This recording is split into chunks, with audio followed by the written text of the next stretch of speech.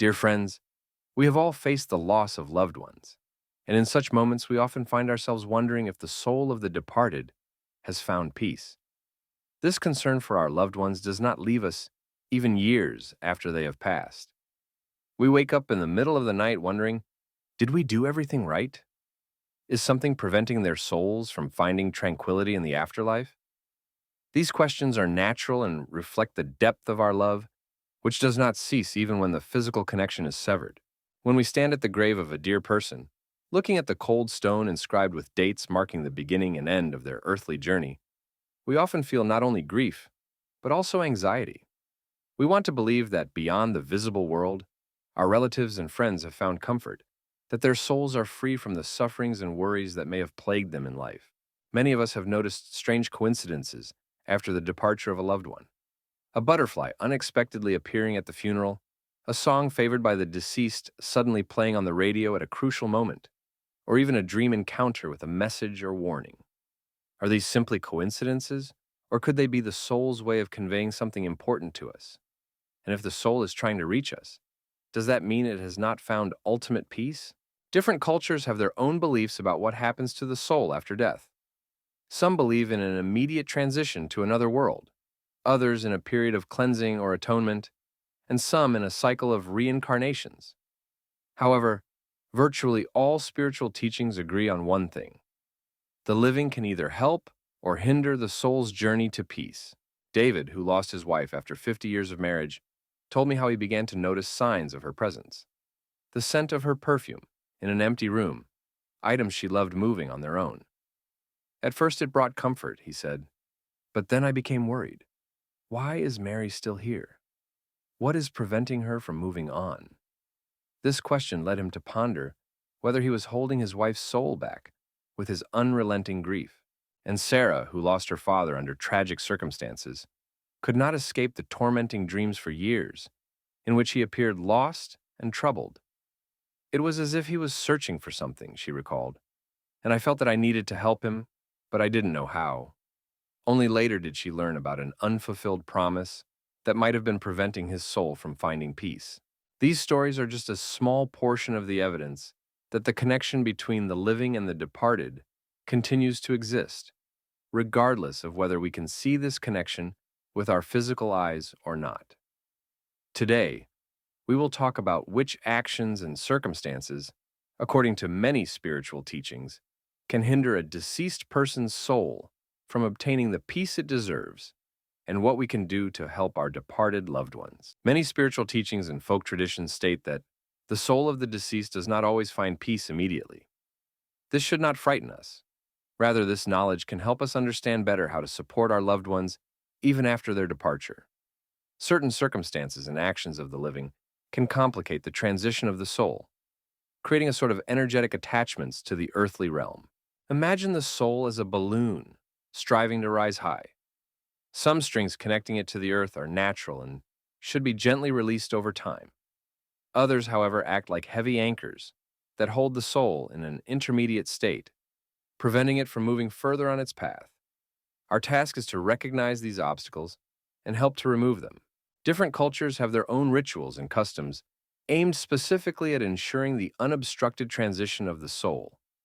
Memorial services, special prayers, and offerings to those in need in memory of the departed, all these traditions hold profound meaning. They help not only the living cope with grief, but also create favorable conditions for the soul that has left its physical body. However, even with all rituals followed, there may exist hidden obstacles that we sometimes aren't even aware of. These can include unresolved conflicts, unfulfilled promises, strong emotional attachments, or material ties that continue to bind the soul to the earthly plane. I recall the story of the Anderson family. After the death of the family head, his wife and children began to notice strange phenomena in the house. The sound of footsteps at night, unexplained knocks, as if someone was trying to get their attention. When they sought advice from a spiritual mentor, it was revealed that before his death, George Anderson had not managed to fulfill an important promise made to his war buddy. Only after the family located this person and carried out the deceased's wishes did the unexplained phenomena cease. George's soul, freed from the burden of an unfulfilled obligation, was able to move on. Or the case of Eleanor Baker, who struggled for many years to forgive her mother for childhood grievances. Even at the funeral, she could not find the strength to say the words of forgiveness. It was only when persistent, troubling dreams forced her to look inward that she realized her lack of forgiveness was an obstacle not only to her own healing, but also to her mother's peace. Today, we will examine 6 main mistakes that, according to various beliefs and spiritual practices, can hinder a soul from finding tranquility, and what we can do to help our departed loved ones. This knowledge will not only help us care for those we have lost, but also better prepare us for our own inevitable transition. The first and perhaps the most common mistake is excessive grief and the inability to accept loss. When we lose a loved one, it is natural to experience deep sadness and sorrow. However, there is a fine line between a healthy grieving process and the all-consuming grief that can literally anchor the deceased soul to the earthly plane. Many spiritual teachings suggest that our emotions create energetic connections.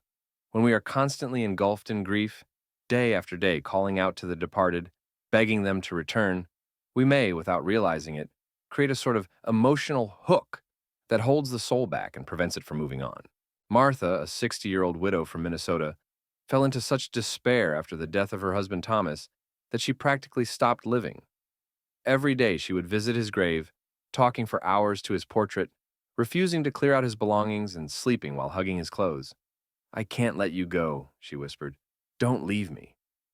After several months, Martha started having dreams in which Thomas appeared worried and tired. It was as if he wanted to tell her something important, but could not be heard. It was only when Martha, on the advice of a friend, sought the help of a psychologist specializing in grief that she began to understand that her inability to let go of her husband might be causing suffering for both of them. "Your husband cared for your well-being throughout his life," the specialist said to her. "What do you think he would want for you now? For you to stop living, engulfed in grief? Or for you to find a way to continue your journey while cherishing his loving memory?"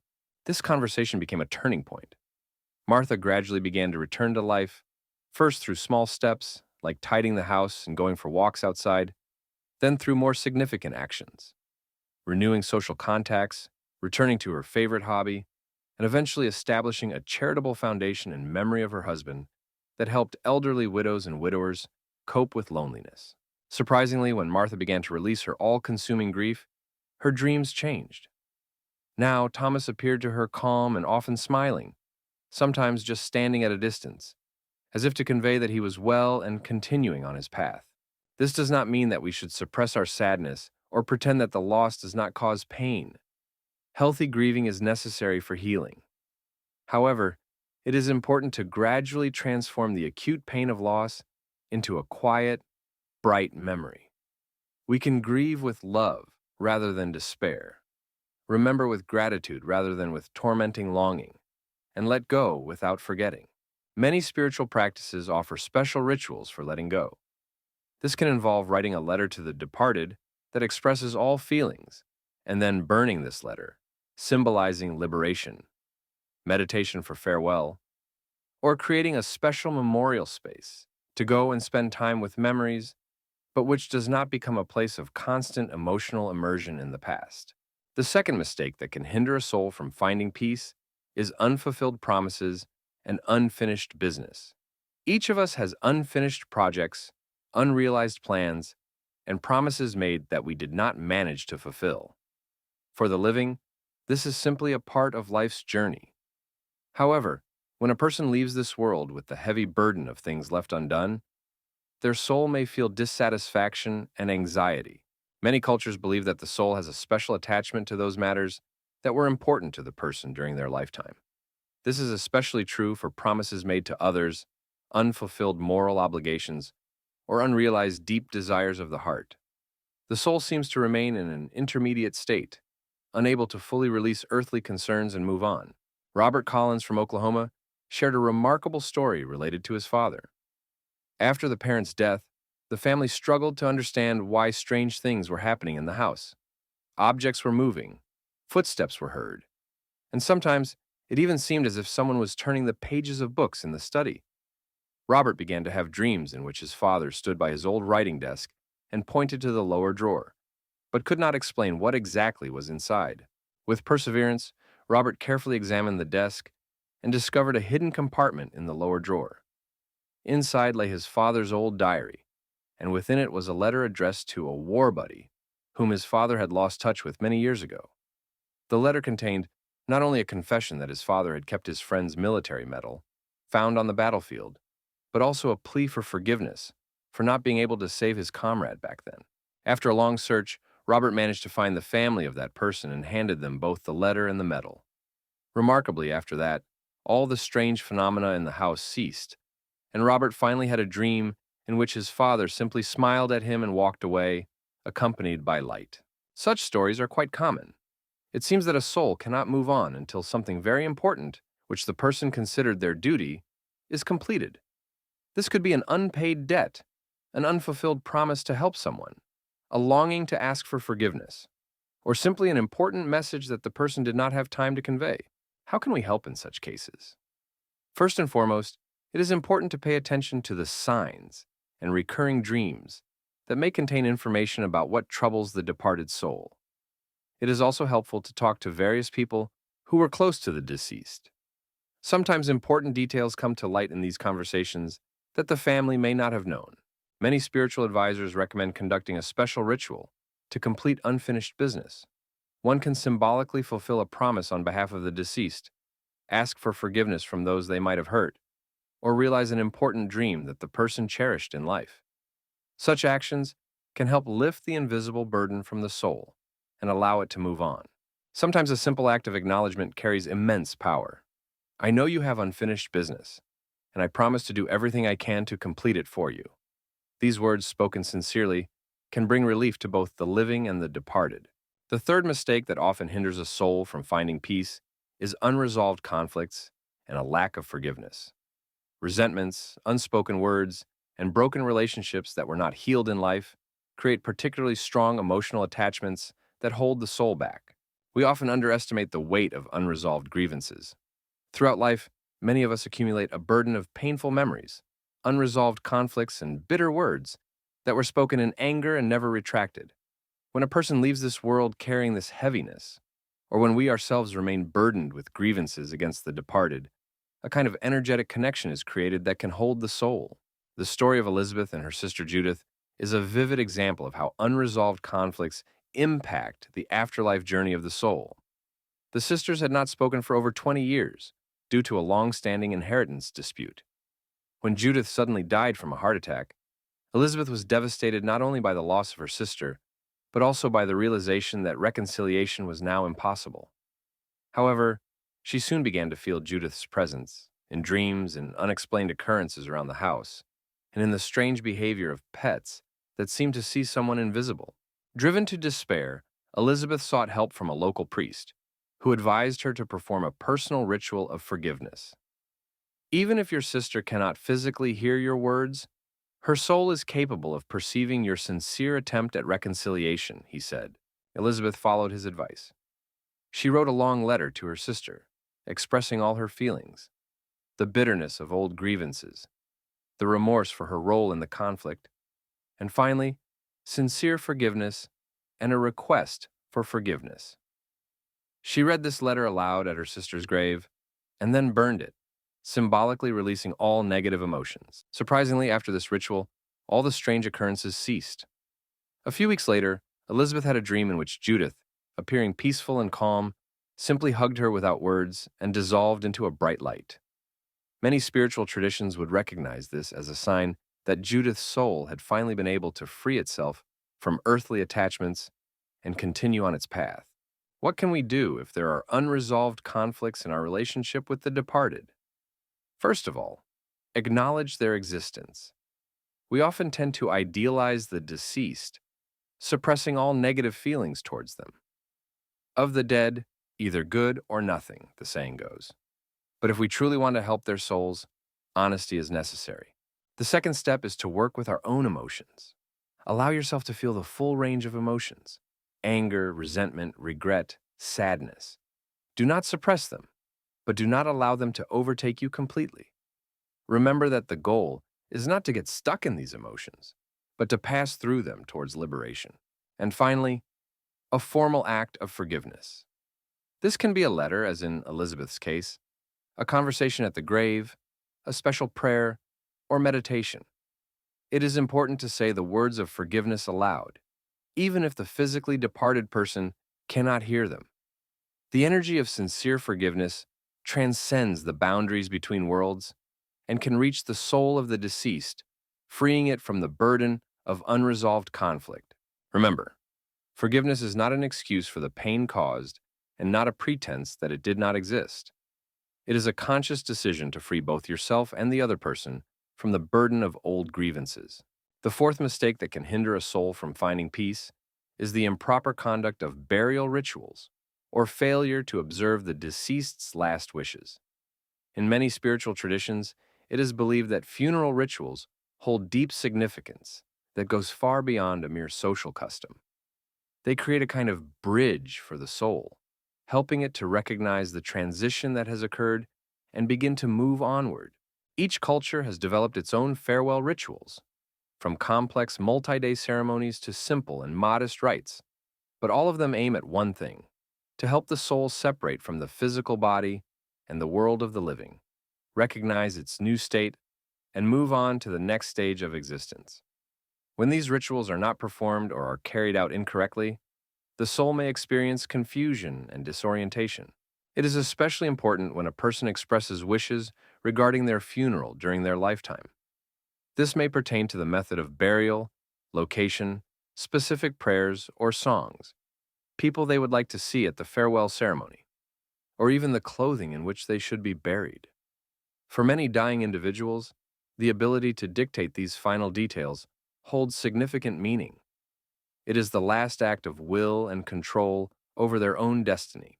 The Johnson family from Pennsylvania faced an unusual situation when their grandfather Frank left very specific instructions regarding his funeral.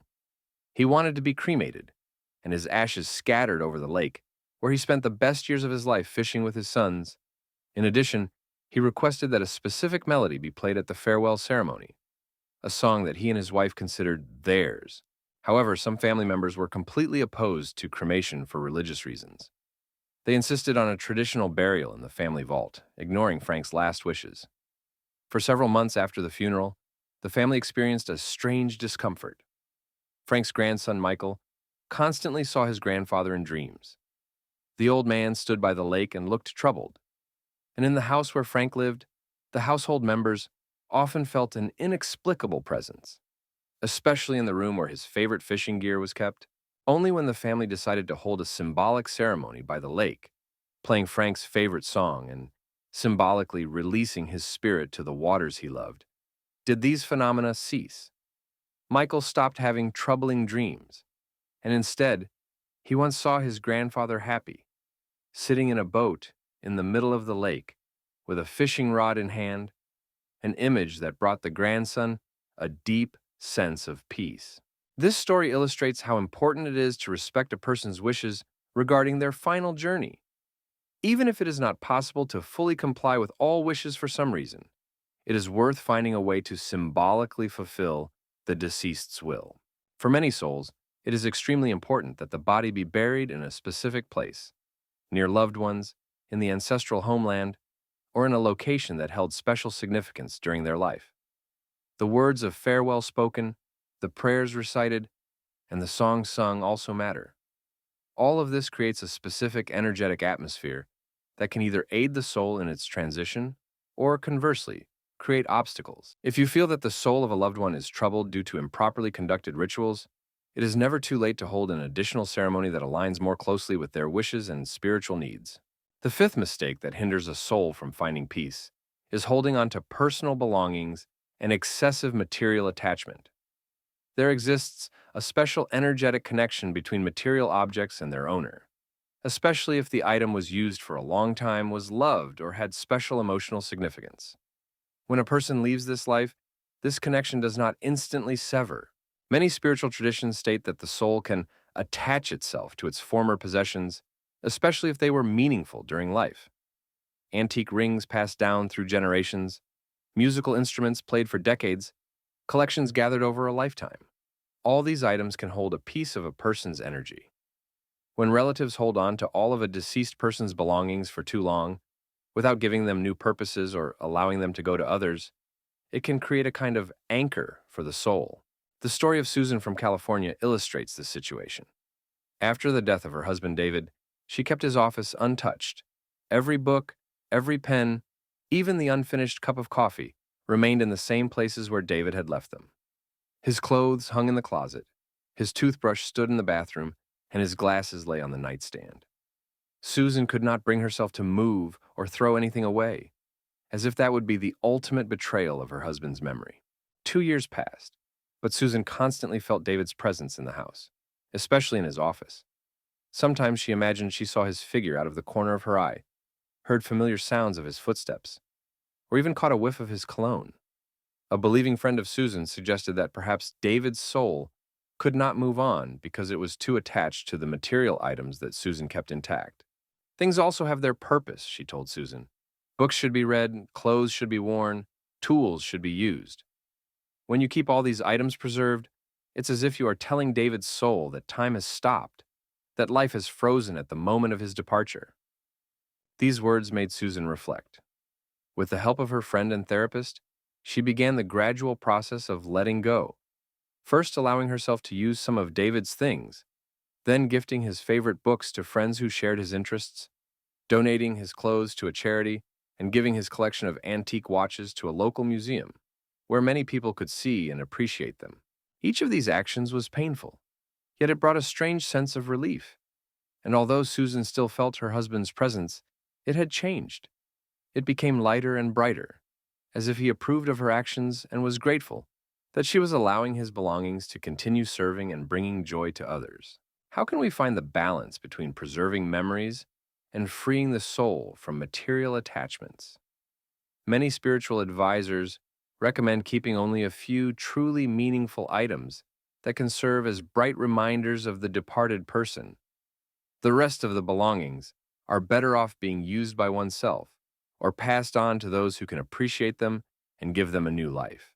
It is especially important to pay attention to items to which the deceased was particularly attached or concerned about.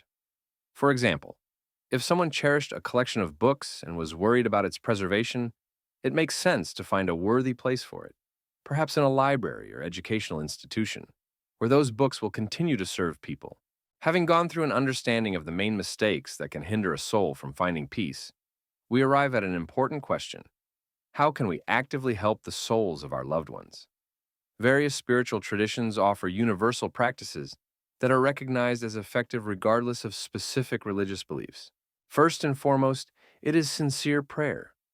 Regardless of your faith, reaching out to higher powers with a request for peace for the departed soul creates a special energy.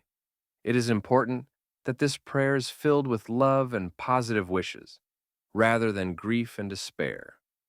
You can light a candle, symbolizing the light you wish for the soul on its further journey. The second universal practice is charity in memory of the deceased. When we perform good deeds on behalf of the departed person, it creates positive energy that helps the soul. Choose a cause that would be close to your loved one's heart: helping homeless animals, supporting education for children, caring for the elderly, or protecting nature. The third practice is conscious letting go. Find a quiet place where you will not be disturbed. Close your eyes and envision the departed person. Mentally tell them everything you would like to say, and then imagine lovingly releasing their soul so that it can freely continue its journey. Remember that love does not end with death. Our care for the spiritual peace of our departed loved ones is an extension of our love for them. By letting them go with blessings and bright memories, we help their souls continue their path. And while the pain of loss never completely disappears, it can transform into a quiet and bright memory that warms us rather than burdens us. Take care of yourself and believe that your loved ones have found their peace. For ultimately, all souls strive for one thing: harmony, light, and reunion with the source of all life. And our task is not to hold them back on this journey, but to assist them with our thoughts, prayers, and actions. And remember, how we treat the souls of the departed not only defines their afterlife, but also affects the quality of our own lives here on earth. By letting go with love, we free not only them, but also ourselves. Dear friends, thank you for watching this video until the end. I hope this information has helped you better understand how we can assist the souls of our loved ones in finding the long-awaited peace. If this topic has touched your heart, please support our channel. Subscribe so you don't miss the upcoming episodes, where we will continue to address important spiritual issues. Give a like if the video was helpful to you, and share it with those who may benefit from it. Remember that by supporting each other in times of grief, we make this world a brighter place. Until we meet again on our channel.